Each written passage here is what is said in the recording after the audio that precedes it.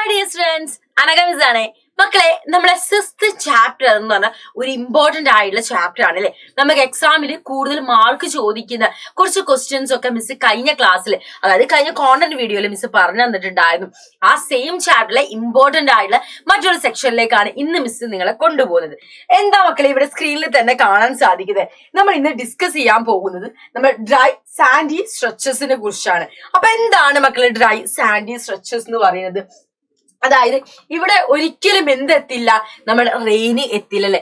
റെയിനെ നമുക്ക് എന്താണ് ഇവിടെ ഒരിക്കലും കാണാൻ സാധിക്കില്ല. അപ്പൊ ഇവിടെ മിസ് കുറച്ച് കാര്യങ്ങൾ കൊടുത്തിട്ടുണ്ട്, ഒന്ന് നോക്കിക്കേ മക്കളെ. കലഹാരിയിലെ ബുഷ്മൻ എന്നറിയപ്പെടുന്ന ഗോത്രവർഗക്കാർ, പശ്ചിമ സഹാറയിലെ ത്വാറക് വംശജർ, അറേബ്യൻ മരുഭൂമിയിലെ ബെഡോയിനുകൾ, അവരൊക്കെ കുറിച്ചിട്ടാണ്. അവരൊക്കെ എന്താണ് ഈ ഒരു പ്രദേശത്ത് ജീവിക്കുന്ന ആളുകൾ. അവിടേക്കൊന്നും എന്താണ് ഒരിക്കലും റെയിനോ കാര്യങ്ങളോ എത്തില്ല അല്ലെ. അബോർജിനൽസ് ആണ്, അവിടെയുള്ള ആളുകളെ കുറിച്ച്, ഗോത്രവർഗങ്ങളെ കുറിച്ചാണ് നമ്മൾ പറയുന്നത്. കഴിഞ്ഞ കോണ്ടന്റ് വീഡിയോയിൽ നമ്മൾ പിക്മികളെ കുറിച്ച് പറഞ്ഞിട്ടുണ്ടായിരുന്നില്ലേ, അതേപോലുള്ള ഗോത്ര സമൂഹങ്ങൾ, ഗോത്ര വിഭാഗങ്ങളാണ് മക്കളെ ഇവരൊക്കെ. ഇവിടെ നോക്കിക്കേ, the inhabitants of the hot desert spread over the different continent of the world. ഇവരൊക്കെ ലോകത്തിലെ വിവിധ വൻകരകളിലായിട്ട് സ്ഥിതി ചെയ്യുന്ന ആളുകളായിരുന്നു. ആരൊക്കെയാ മക്കളെ ഇവരൊക്കെ എന്ന് പറയുന്നത്?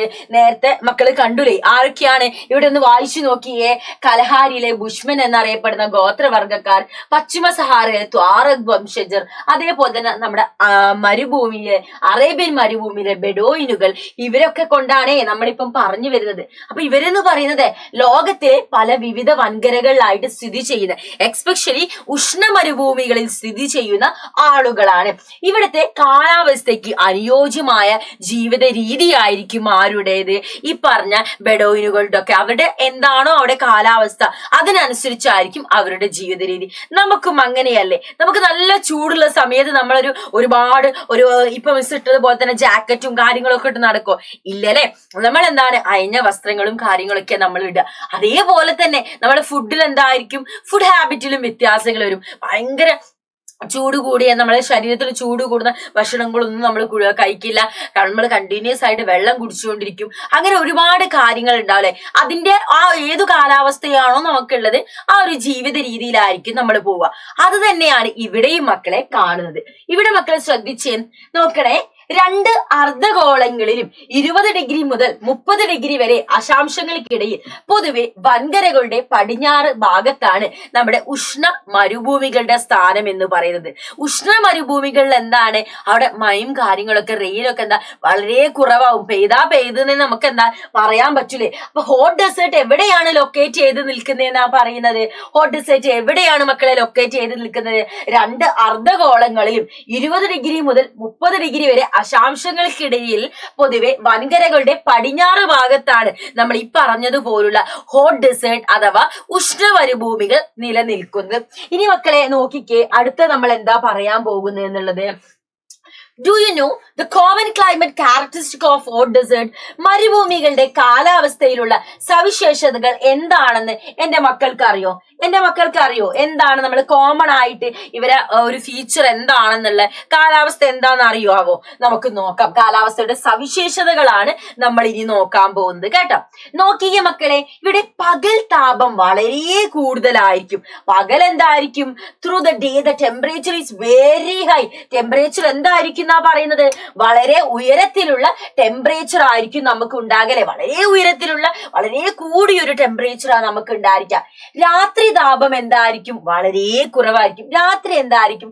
Nights are cool here. രാത്രി നല്ല തണുപ്പത്ത് എന്താണ്, ഒരു കൂൾ നൈറ്റ് ഒക്കെ ആകുന്ന സമയത്ത് ചെറുതായി ഫാനൊക്കെ ഇട്ടിട്ട് നമ്മളിങ്ങനെ മൂടി പുതച്ചിറങ്ങാൻ നല്ല സുഖാണല്ലേ. പ്രത്യേകിച്ച് നമ്മുടെ മഴക്കാലത്ത്, ഇനി നമുക്ക് ഡിസംബർ ഒക്കെ വരുന്നത്, തണുപ്പത്ത് നമുക്ക് നീക്കാന്ന് പറയുന്നത്. അതിനിടയ്ക്ക് ഫാനും കൂടി ആയാൽ ഫാനിന്റെ സൗണ്ടിൽ നമ്മൾ അങ്ങോട്ട് പുതപ്പും പോയിച്ച് ഉറങ്ങൂലേ.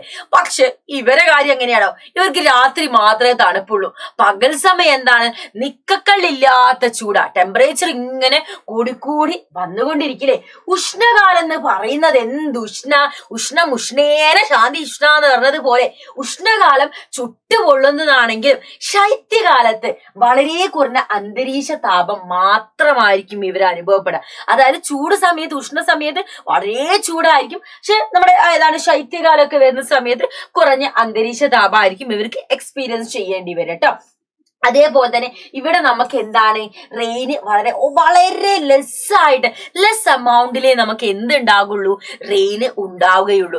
റെയിൻ അങ്ങനെ ലെസ് എമൗണ്ടിൽ ഉണ്ടാകുന്നത് കൊണ്ട് തന്നെ ഒരുപാട് പ്രശ്നങ്ങളും കാര്യങ്ങളൊക്കെ എന്താ ഇവിടെയുള്ള ആളുകളൊക്കെ ഫേസ് ചെയ്യേണ്ടി വരുന്നുണ്ട് അല്ലെ. നമ്മളെ വെജിറ്റേഷൻ എന്താ നല്ല രീതിയിൽ നടക്കോ, ഇല്ല.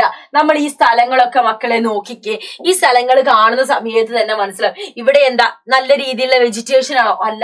അവിടെയും ഇവിടെയും എന്തെങ്കിലും രണ്ട് പച്ചപ്പ് കണ്ടാലായി ആ ഒരു രീതിയിലുള്ള വെജിറ്റേഷൻ. അതേപോലെ തന്നെ ഇവിടെ നമ്മൾ ചില കൂട്ടരെ കാണുന്നുണ്ടല്ലേ. ആര്യ മക്കളെ നോക്കിയേ, മിസ് ഇവിടെ മാർക്ക് ചെയ്ത് തരുന്നേ. ഇതൊക്കെ എന്താണ് ഇവിടെ നമ്മൾ യൂഷ്വലി കാണുന്ന കുറച്ച് സംഭവങ്ങളാണ്, യൂഷ്വലി ഉള്ള കുറച്ച് കാര്യങ്ങളാണ് അല്ലെ. അപ്പൊ മക്കളെ ഇവിടെ നോക്കിക്ക് എന്താണെന്നുള്ളത്, ഉയർന്ന താപവും വരണ്ട കാറ്റും ജലദൗർലഭ്യവും അനുഭവപ്പെടുന്നത് കൊണ്ട് തന്നെ ഉഷ്ണ മരുഭൂമികളിൽ നമ്മൾ എന്താ കാണുക, നമുക്ക് നല്ല രീതിയിലുള്ള വെജിറ്റേഷൻ കാണാൻ പറ്റുമോ, ഇല്ല. എന്താ നമ്മൾ കാണുക, കള്ളിമുൾച്ചെടികള്, അക്കേഷ്യ തുടങ്ങിയൊക്കെയാണ് ഇവിടെയുള്ള പ്രധാനപ്പെട്ട സസ്യങ്ങൾ എന്ന് പറയുന്നത്. പിന്നെ നമ്മുടെ കള്ളിമുള്ളി വർഗ്ഗങ്ങൾപ്പെട്ട സസ്യങ്ങൾ ഇവിടെ ഉണ്ട് കേട്ടോ. കള്ളിമുൾ വർഗ്ഗ സസ്യങ്ങളുണ്ട്, പക്ഷെ അവിടേക്ക് എന്താ ഇലകളൊന്നും നമുക്ക് എന്താണ് കാണാൻ സാധിക്കില്ല. മാംസളമായ കാണ്ഡമാണ് എന്താ ഇവക്ക് ഇവിടെ നിങ്ങൾക്ക് കാണാൻ സാധിക്കില്ല. ഇവിടെ എന്താ ഇതിലൊന്നും നമുക്ക് ഇലകൾ കാണുന്നില്ല.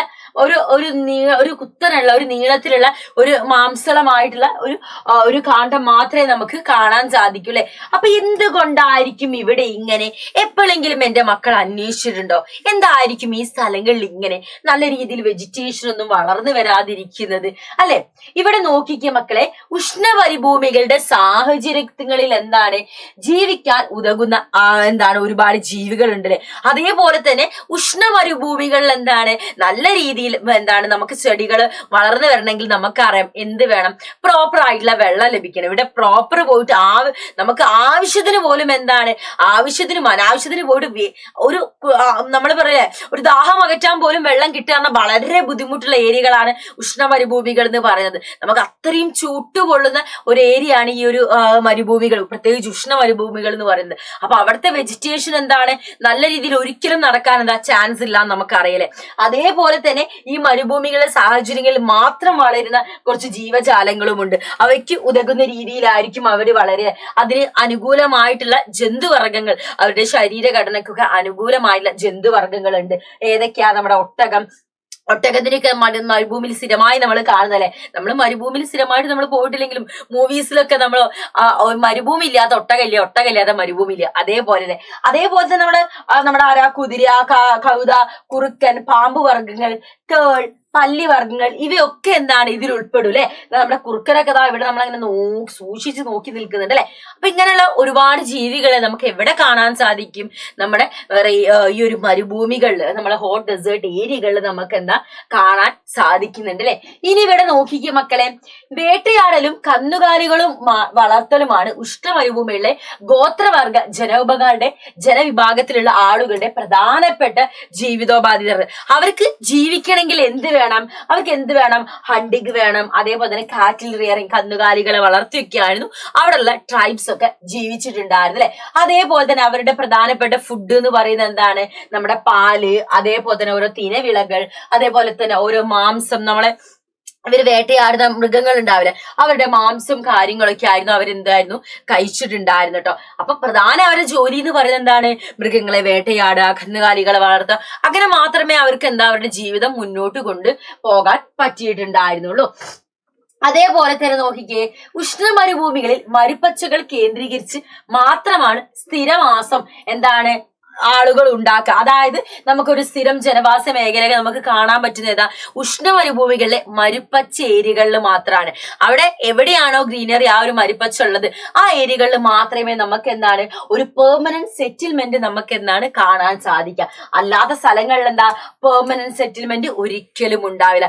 അവിടെ ഒരു ഗ്രീൻ ആയിട്ടുള്ള ഏരിയയിൽ മാത്രമേ, ഒരു ഗ്രീൻ സോണിൽ മാത്രമേ ആളുകൾ എന്ത് ചെയ്യുള്ളൂ എന്നാണ് പറയുന്നത്, അവിടെ താമസിക്കില്ല. അത് നമുക്ക് എന്ത് ചെയ്താം? ഗ്രീനിൽ തന്നെ എഴുതാം. നമുക്ക് ഒരു ഗ്രീൻ സോണിൽ തന്നെ ആളുകൾ എന്ത് ചെയ്യുള്ളൂ? താമസിക്കുകയുള്ളൂ.